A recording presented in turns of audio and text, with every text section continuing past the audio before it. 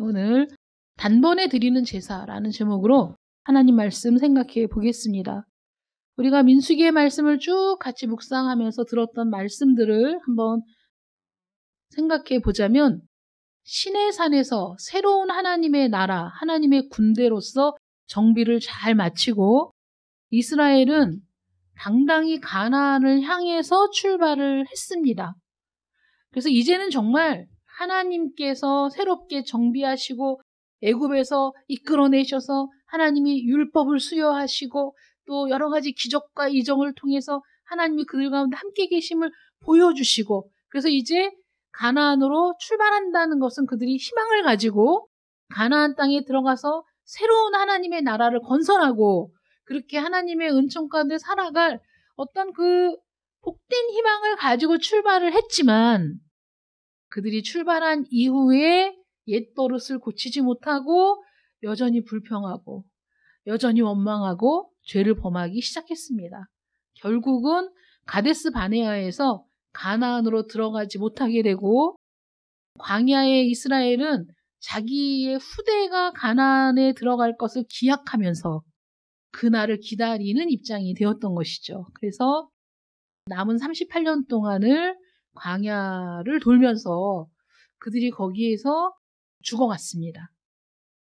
그러면서도 또 죄를 짓고 그러면서도 또 하나님을 원망하면서 그 죄악 가운데 죽어간 사람들도 있고 자연적으로 수명이 다해서 죽은 사람들도 있고 어쨌든 사람들이 이제 죽어갔습니다.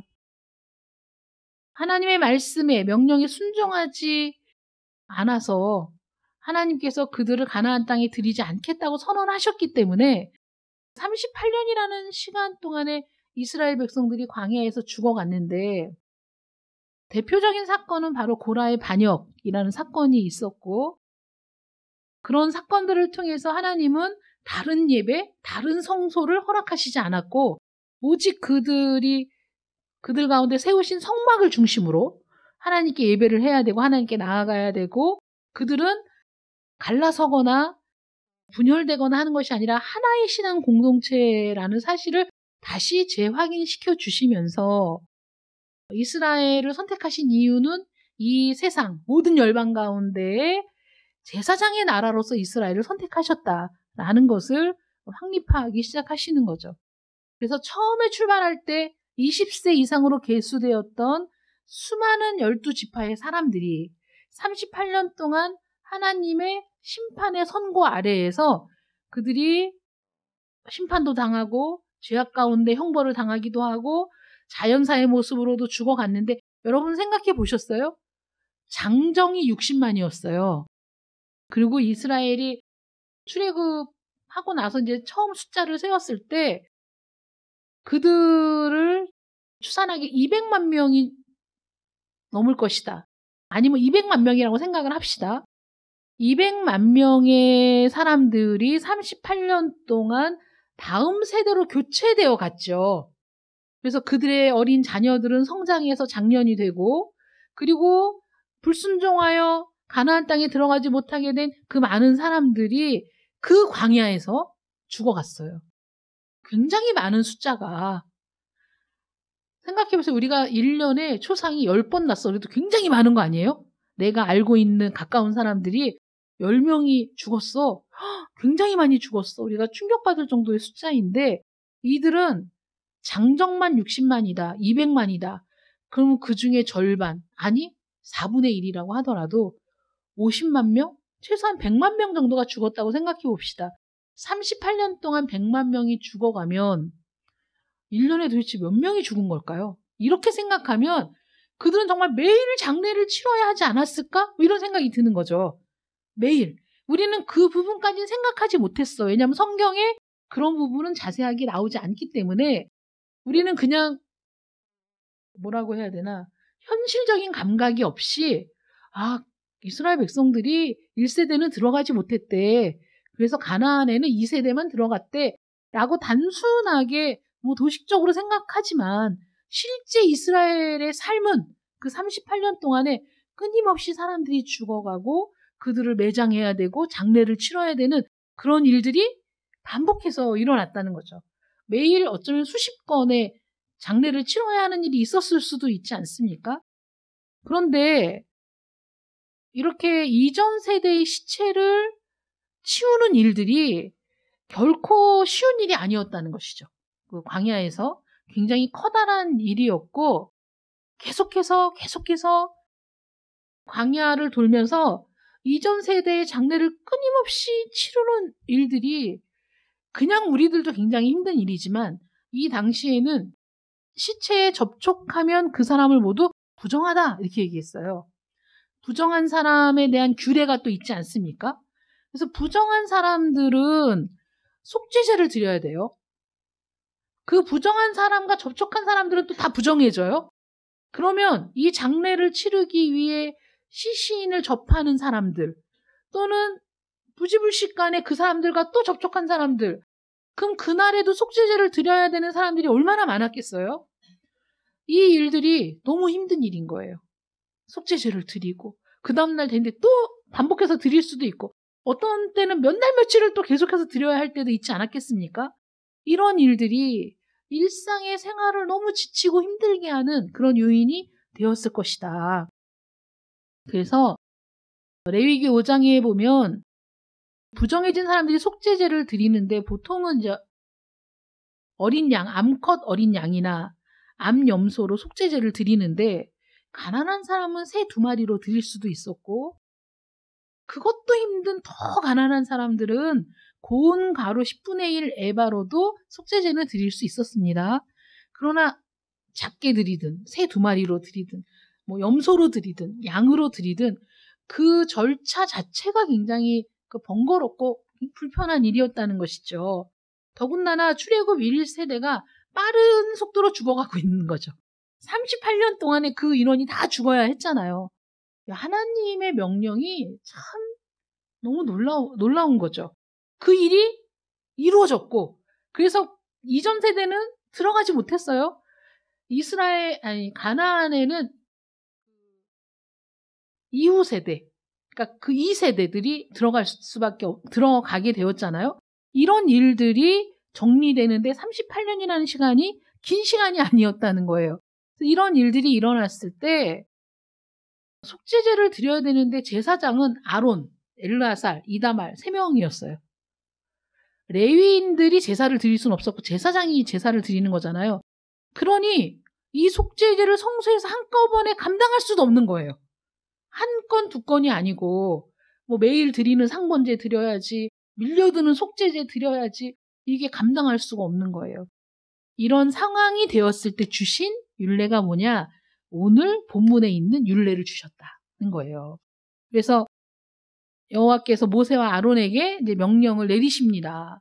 이스라엘 자손에게 일러서 2절에 보면 온전하여 흠이 없고 아직 멍에를 매지 아니한 붉은 암송아지를 내게로 끌어오게 하고, 이 말씀을 볼 때 속죄제에 대한 규례를 알고 있으면 지금 새롭게 규정하는 이 규례가 속죄제를 그대로 모방하고 있다라는 것을 알 수 있어요. 비슷해요. 비슷하지만 또 다른 부분이 있는 거죠. 아까 말씀드린 것처럼 원래는 암양이나 암염소를 사용하는데 여기에서는 암송아지를 사용했어요. 왜냐하면 암양 또는 암염소 같은 경우에는 내가 개인적으로 속죄제를 드릴 때 드리는 거잖아요. 근데 이거는 그거보다는 규모가 큰 속죄제예요. 그래서 암송아지를 지금 갖고 오라고 하셨어요. 그런데 우리가 대속죄일에 이스라엘의 회중을 위한 속죄 제물은 뭘 드렸을까요? 아니요. 이스라엘 회중을 위한 속죄 제물은 숫송아지를 드렸어요. 그러니까 좀 더 가치가 있는 숫송아지를 드렸어.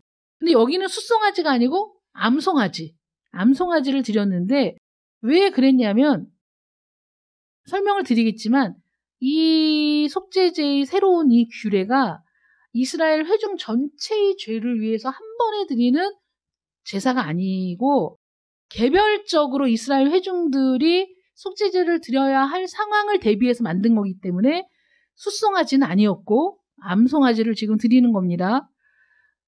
한꺼번에 부정해지는 게 아니기 때문에 한 사람 한 사람 개별적으로 효력을 발휘할 수 있는 그런 속죄제를 만드는 것이죠. 그래서 이 암송아지는 온전하고 흠이 없고 멍에를 메어본 적도 없는 아주 최상급의 암송아지예요.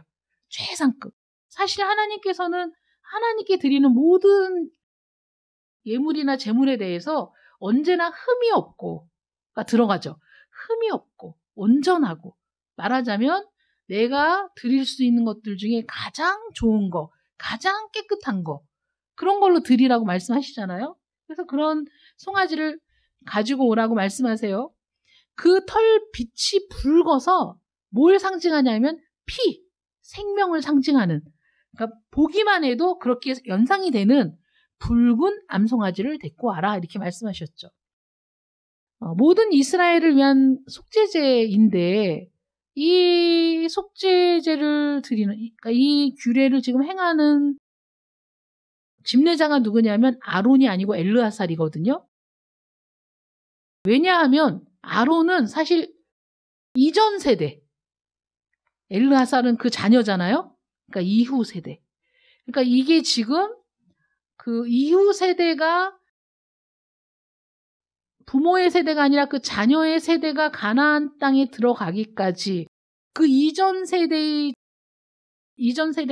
지은 죄로 인해서 광야에서 죽어나갈 때 그들을 다 수습하고 정리하고, 그리고 가나안 땅으로 들어가기 위해서 누가 일해야 돼요? 2세대가 일해야 돼요. 그래서 2세대인 엘르아살이 이 제사를 지금 집례하라고 하나님이 말씀하시는 겁니다. 그래서 이전 세대가 치르는 죄의 영향력이 이후 세대, 다음 세대까지 닿지 않도록, 오염되지 않도록 하는 제사이기 때문에 그렇다는 거죠. 원래 속죄제는, 이스라엘 회중을 위한 속죄제는 숫송아지를 잡아서 그 기름은 제단에 태우고 그 피는 제단 밑에 쏟고 그 피의 일부는 회막 안에 지성소 앞에 가서 손가락으로 7번 뿌리고, 여러분 7번 뿌린다라는 말이 레위기에 보면 많이 나오거든요. 7번 뿌린다는 게 무슨 뜻일까요? 이 7이라는 숫자는 완전을 의미하거든요. 그러니까 그 피를 다 쏟지 않아도 7번을 뿌림으로써 그 전부를 드린 것이라는 의미로 7번 뿌리는 거죠. 그래서 7번 뿌리고 나머지 가죽과 고기와 내장과 똥은 진영 바깥에 정결한 곳에서 태우게 되어 있어요. 그런데 지금 여기에서는 제사 자체가 그 회막 안에서 이루어지는 것이 아니라 진영 바깥에서 지금 이루어지는 거죠. 그리고 피를 뿌리는 것도 지성소 앞 휘장이 아니라 회막문을 향하여, 진영 밖에서 잡고 회막문을 향하여 7번 뿌리는 것으로 묘사가 되어 있습니다. 제단에서 제물의 기름을 태우는 절차도 생략되었고 모든 것을 다 태우죠. 지금 모든 것을 다 태워요. 그러니까 이거는 모든 걸 다 태워서 그 재가 중요하게 사용되기 때문에 이렇게 다 태우는데, 여기에 추가되는 게 있어요. 보통 속죄제하고 다른 게 뭐냐면 백향목과 우슬초와 붉은 실을 같이 태우죠. 여러분들이 성경을 읽을 때 주의 깊게 보면 이 백향목과 우슬초와 붉은 실이 사용되는 건 언제입니까? 나병 환자들이 정결함을 얻을 때, 그때 필요한 거예요. 백향목에 우슬초 가지를 붉은 실로 묶어가지고 새의 피를 적셔서 뿌리는 그런 그 행위를 하지 않습니까? 근데 그것을 다 같이 넣어서, 같이 태워서 그 재를 모아두는 겁니다. 그래서 이렇게 이 재물을 태운 재와 물을 섞어서 뿌림으로써 속죄제를 대신하게 한 거예요. 이게 너무 신기한 거예요. 왜냐하면 속죄제의 요소를 다 집어넣고, 더구나 나병 환자의 부정을 깨끗하게 하는 도구로 쓰여지는 그 백향목과 우슬초와 붉은 실까지 다 넣어서, 그러니까 한 번에 모든 의미를 다 넣어서 그걸 태워서 그 재를 그냥 이렇게 뿌릴 순 없고 그 재에다 물을 섞어서 뿌리면 그것이 속죄제의 효과를 나타낸다 라는 새로운 규례를 지금 하나님이 주시는 거거든요. 왜 이런 그 규례를 주셨을까요? 이 제사를 행한 사람들은 다 부정해졌기 때문에 목욕을 하고 옷을 세탁한 후에 진영 안으로 들어가야 하는데, 그러면 왜 시체를 만진 자는 부정할까요? 여러분, 왜 하나님이 시체를 만진 자를 왜 부정하다라고 하시고 속죄제를 드려야 한다라고 말씀하실까요? 제가 생각할 때 죽음이라는 것은 죄의 결과거든요. 모든 사람이 죄를 범하였기 때문에 다 죽음은 피할 수 없게 되었어요. 죽게 되었습니다. 그래서 어떤 죽음이든지 간에 죽음이라는 것은 그 죄에 대한 결과로 주어지는, 그래서 그 죽음은 죄를 상징하고 그 죄와 접촉했을 때 부정하다라고 하나님이 말씀하시는 거죠.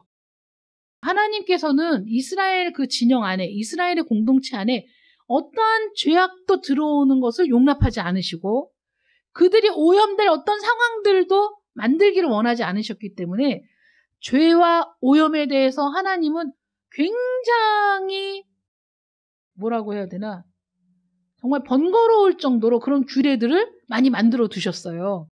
그런 규례들을 만들어 두신 이유가 뭐냐, 그런 일들을 행하면서 죄는 짓지 말아야지, 죄와 가까이 하지 말아야지, 죄와 접촉도 하지 말아야지. 이들의 일상의 삶이 시체와 접촉했어? 부정한 자와 접촉했어? 그러면 그날 하루는 다른 사람을 만날 수도 없고 그날 밤에 목욕을 하고 옷을 갈아입고 들어가야 되고. 여러분 생각해 보세요. 이거 너무 번거로운 거예요.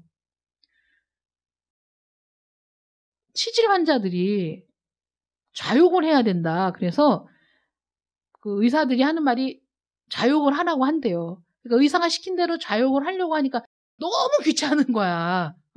하루에 뭐 2번, 3번 해야 되는데 이거 옷 벗고 좌욕하고 입고 또 버리고, 이게 심각할 때는 하다가 조금 좋아지면 이게 귀찮아서 안 하게 된다. 그러니까 사람들이 뭐 어떻게 머리를 짜냈어요? 야, 이거 귀찮게 이렇게 좌욕하지 말고 옷 입고 그냥 앉아 있어도 좌욕이 되는 게 없을까? 그래갖고 온열 좌욕기 뭐 이런 게 제품이 엄청 많이 있는 거예요. 그러니까 사람들이 내가 나의 건강을 위해서 좌욕을 하루에 2번, 3번 하는 것도 불편하다 이거죠. 귀찮아요. 번거로워요. 그거 하기 싫어요. 그런데 내가 부정한 사람하고 접촉했다고 그날 목욕해야 되고 옷 갈아입어야 되고, 여러분 광야에서 물도 부족한데 그 다음에 내가 또 시체하고 접촉하면 또 목욕해야 되고 옷 갈아입어야 되고 너무 불편하잖아요. 그러니까 그런 것들을 내가 감수하고 이 신앙 공동체 안에서 생활을 하면서 어떻게 생각하라고요? 하나님이 의도하신 건, 그래, 죄는 그렇게 가까이 하면 안 되는 거야. 멀리 해야 돼. 너희 공동체 안에 죄는 모습이라도 모양이라도 그림자라도 있지 않게 해야 돼. 멀리 멀리 진영 밖으로 다 내보내고 너희 진영은 거룩해야 된다. 너희 공동체는 거룩해야 된다. 이렇게 말씀하시는 거잖아요. 그런데 이 38년 동안 60만 명, 100만 명에 이르는 사람이 광야에서 죽어 넘어가는데 이들을 언제 한꺼번에 또 막 전염병으로 몇만 명 죽고 뭐 이래서 죽고 막 이러면 이 사람들을 수습할래 봐. 그 수습한 사람들 전부 다 부정해져가지고 그날 또 그 목욕해야 되고, 이게 정말 보통 일이 아닌 거예요.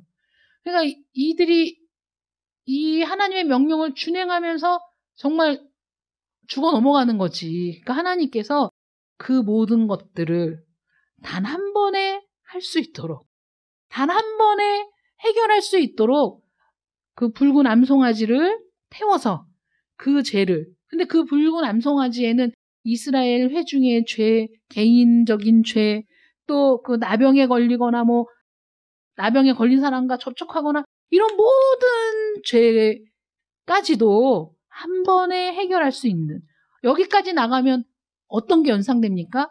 영원히 단번에 우리의 죄를 대속하신 예수 그리스도의 은혜가 보여진다는 거죠. 여기서 예수 그리스도의 은혜 단번에 이루셨어. 그래서 우리가 레위기 말씀을 보면서, 출애굽기 말씀을 보면서 생각한 게 뭐냐면, 모든 번제, 또 모든 화목제, 모든 속죄제, 속건제, 또 우리가 드리는 그 소제에 이르기까지 그 모든 제사의 요소가 어디에 담겨 있냐면 예수 그리스도에 담겨 있다는 거죠. 그러므로 예수 그리스도께서 십자가에 달려 죽으신 그 한 번의 그 순간 그 일이 우리의 모든 죄악을 다 해결하는 놀라운 효과가 있는 죽음이었다.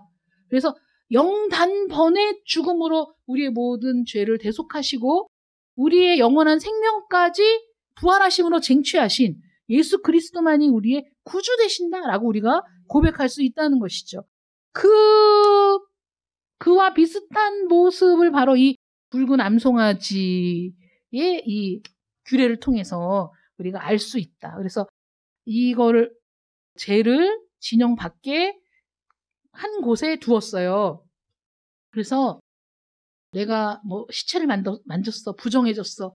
그럴 때마다 막 속죄 제물을 끌고 제사장에게 가서 야, 제사장이 나보다 먼저 온 사람 제사를 드리느라고 저 앞에 있으니까 나는 이거 기다렸다가 이게 아니고 누구든지 정결한 자가 가서 그 죄를 가져다가 물에 희석해서 부정한 자에게 뿌리면 그게 속죄제의 효과를 일으켜서 내가 깨끗함을 받는 그렇게 정말 이렇게 간결한 속죄제의 규례를 하나님이 만들어 두셨다는 거죠.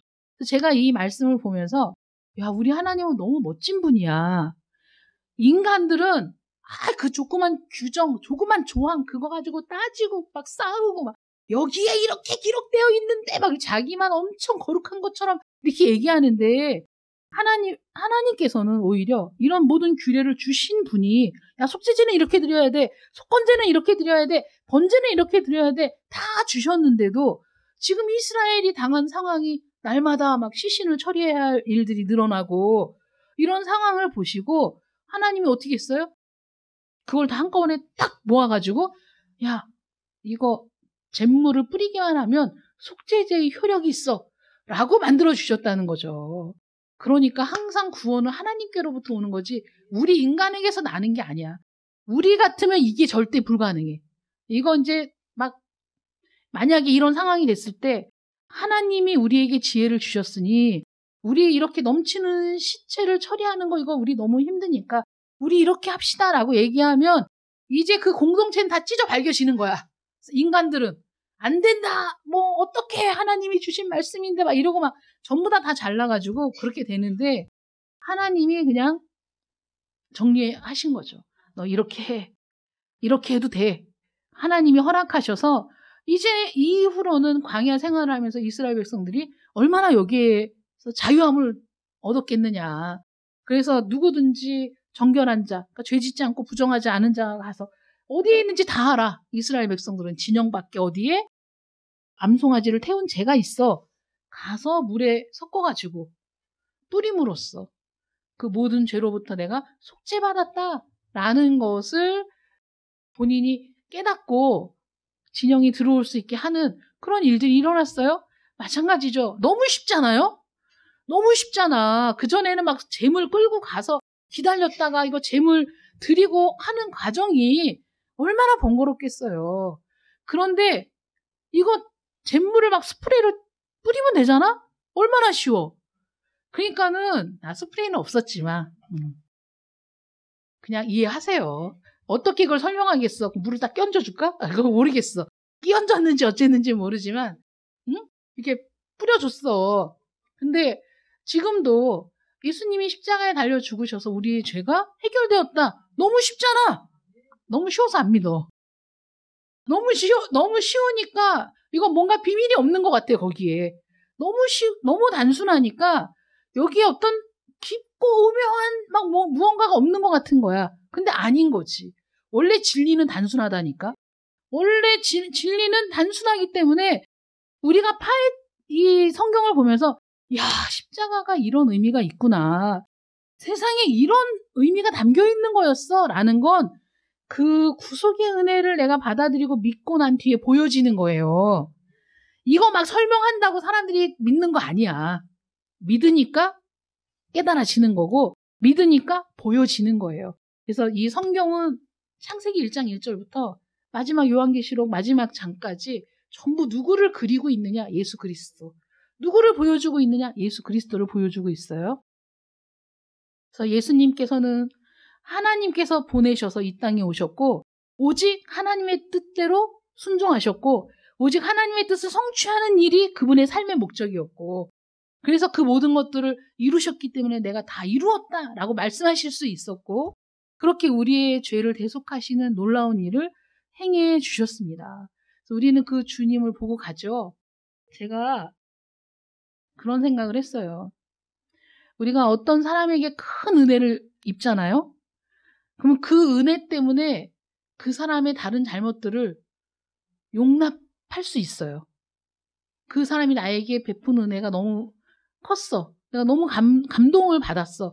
그러면 그 이후에 그 사람의 사소한 실수나 잘못은 내가 다 감당이 돼요. 용납할 수 있어요.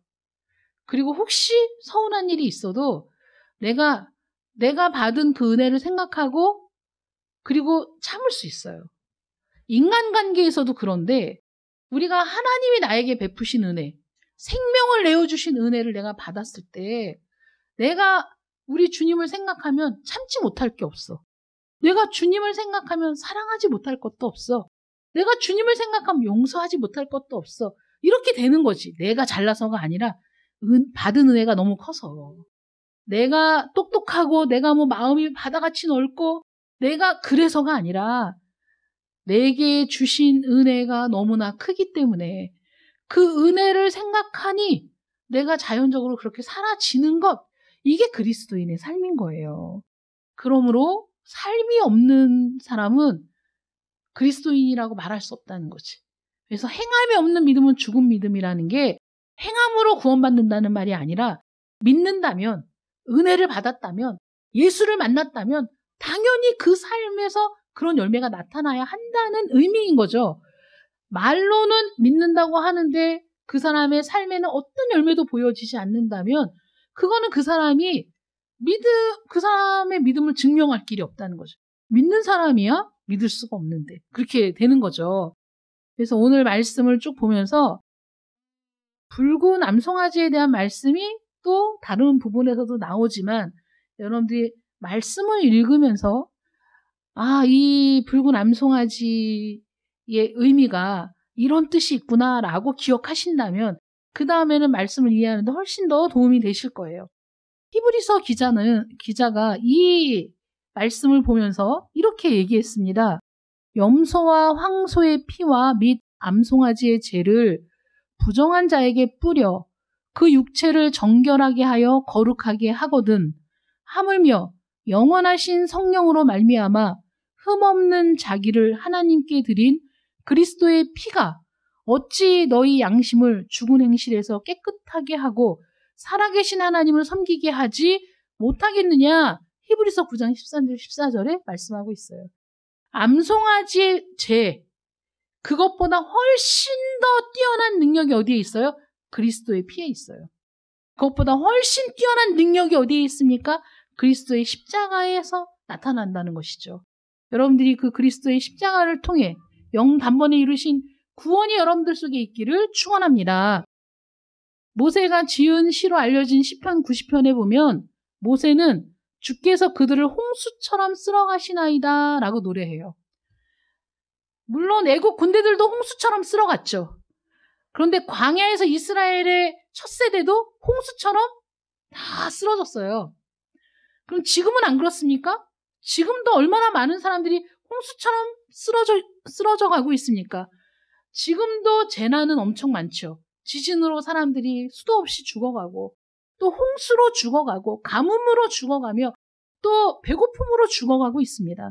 정말 너무나 많은 사람들이 출애굽 1세대가 홍수처럼 광야에 엎드러지는 것처럼 지금도 수많은 사람들이 죄악 가운데 엎드러지고 죽어가고 있어요. 그들이 의지하고 그들이 기대해야 할 유일한 한 가지가 뭐냐? 바로 우리 죄를 위해 죽으신 예수 그리스도의 십자가만이 절망처럼 죽어 엎드러지는 이 모든 세상에서 단 하나의 소망이 된다는 것을 믿으시기 바랍니다. 그 소망이신 주님이 여러분들 안에 있습니까? 저기 있으면 아무 의미가 없어요. 예수님이 십자가에서 죽으신 것이 저기 있어? 의미가 없어요. 내 안에 있어야 돼. 여러분들 안에 십자가가 있기를 축원합니다. 기도하겠습니다. 사랑의 하나님 감사합니다.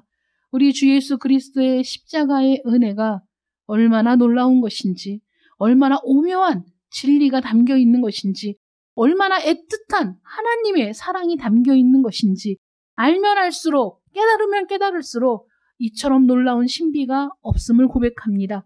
너무나 단순해 보입니다. 주 예수를 믿으라. 그리하면 너와 내 집이 구원을 얻으리라.